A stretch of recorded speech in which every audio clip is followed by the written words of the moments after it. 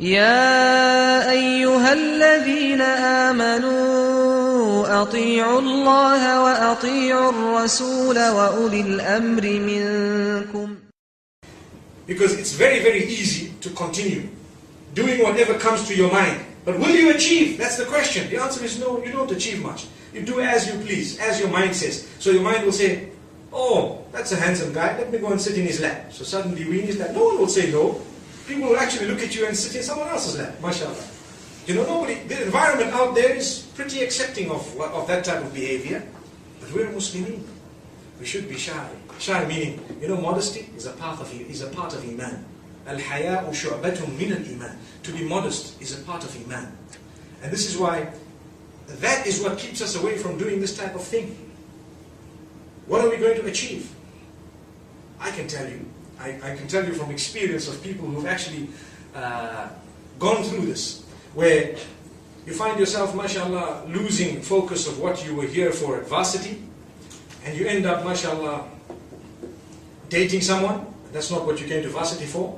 You know, if you really want to marry someone you've seen that really is a brilliant Muslim and for the right reasons, alhamdulillah, no one is saying that's wrong. But sometimes, you know, the environment shows you that someone is good when they really are not good, because the things, you know, you see them as cool because they're cool with the people that are around, yet it's not actually the religious environment, nor is it the environment that reflects your upbringing back at home. So they won't fit back at home, but they fit for as long as you're here at the varsity. So what happens is, mashallah, people start dating. Or should I say, a'udhu billah, people start dating. And then what happens is, after some time, oh, the parents say, that's very bad, and they're all upset, and we sent you to varsity, and so you've got a problem with your parents. And next thing, you fought them all, and you're still married. And then what happened is, it stopped working, because now, oh, he's dating someone else whilst we're married. Well, didn't you think of that? Allahu Akbar. Allahu Akbar. And then what happened? Now I can't go back to my parents because they were against it. This is all consequence of something we chose to do. But we may have been free to do it, but we chose to do something. So use your brain. And long-term thinking, not short-term. Think very hard. Life is not simple and easy. But when you're making the big, big decisions of life, you need to think very, very hard. I always tell the young boys and girls, and I'm repeating this with golden ink today here. Your brain and your heart are two of the most powerful organs of your body. Do not give control of them to anybody. Never ever. There you are. Did you hear what I said? You might not agree. It will come in handy one day, inshallah. Your brain and your heart are two of the most powerful organs of your body. If you have given someone complete control of them, they can really hurt you, believe me. They can abuse you to the highest degree. The only one who should have ultimate supreme control of that is Allah. Your brain and your heart. Imagine you've given your heart away to someone whom you're just an option for.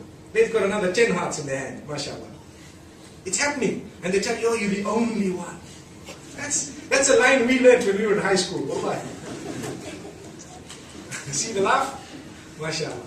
So we shouldn't do this. We should understand it's very tempting. You know, it sounds rosy. It sounds so nice and sweet. And it sounds, oh, you know, it's the in thing. Yeah, he's a big hunk, you know, mashallah, big, strong, well built. Wow, I can imagine walking with my arm in his arm. Ah, that's mashallah, that's what it is. Just like you have fought for that, mashallah, there are another 200 girls out there fighting for the same thing. So as tempting as it was, say, Ya Allah, grant me better. Allahu Akbar. Then what will happen? You might find a small, you know, little guy who's not that big, but he will honor you, respect you, and put you on a golden carpet and walk with you, and you won't regret it. Allahu Akbar. I see the smaller guys are all happy with